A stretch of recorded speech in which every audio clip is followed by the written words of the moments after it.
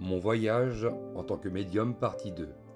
Aujourd'hui, je poursuis le récit de mon parcours en tant que médium, une aventure qui a débuté à l'âge de 14 ans et qui continue de façonner ma vie. Ce voyage n'est pas seulement une exploration des dimensions spirituelles, mais aussi un chemin de résilience face aux épreuves.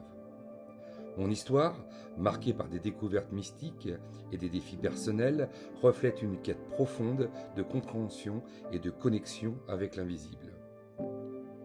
Au fil des années, de mes 14 à 18 ans, j'ai entrepris une série de visites dans des lieux chargés d'histoire et d'énergie. Ces explorations étaient motivées par un désir insatiable de comprendre les voix et les images qui m'entouraient. Qui étaient ces entités que je percevais? D'où provenaient-elles? J'avais l'intuition que ces manifestations détenaient une puissance énergétique qui pouvait transcender notre réalité terrestre. Ce besoin de savoir m'a poussé à approfondir mes rencontres avec le mystère, à développer ma capacité à communiquer avec ces êtres et à explorer les différentes dimensions de la spiritualité. Cependant, cette période d'exploration spirituelle a été brutalement interrompue à l'âge de 18 ans, par un coup du sort. La découverte d'un kératacone, une maladie génétique qui a gravement altéré ma vision. Devenir malvoyant a été une épreuve difficile, mais cela m'a également ouvert les yeux sur d'autres dimensions de la vie. J'ai appris à naviguer dans un monde où mes perceptions étaient modifiées. Et cette expérience a paradoxalement enrichi ma sensibilité spirituelle.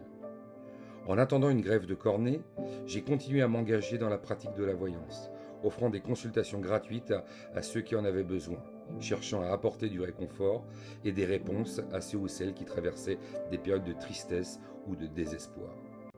Au fil des 34 années suivantes, j'ai équilibré ma carrière professionnelle avec ma passion pour la médiumnité. J'ai voyagé à travers divers pays et régions de France, pratiquant la voyance et le magnétisme, établissement des connexions profondes avec de nombreuses personnes. Chaque rencontre m'a permis d'affiner mes compétences et d'approfondir ma compréhension des dynamiques spirituelles. Mon engagement envers cette vocation a toujours été motivé par un désir d'aider les autres à trouver des réponses et à éclairer leur chemin.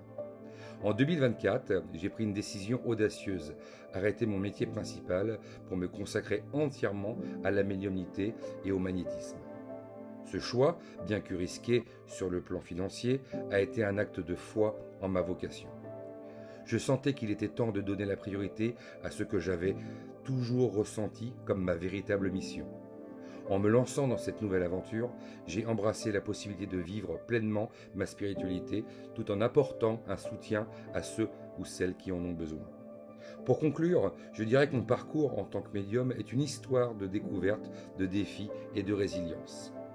De mes premières explorations spirituelles à la pratique régulière de la voyance, en passant par les épreuves de la maladie, chaque étape m'a préparé à embrasser pleinement ma vocation. Alors que je me tourne vers l'avenir, je suis animé par une passion renouvelée pour la spiritualité, prêt à accompagner ceux qui cherchent la lumière dans l'obscurité. Mon histoire est loin d'être terminée et j'invite chacun à suivre la suite de ce voyage en découvrant prochainement la troisième partie de mon récit. Bienveillance à vous.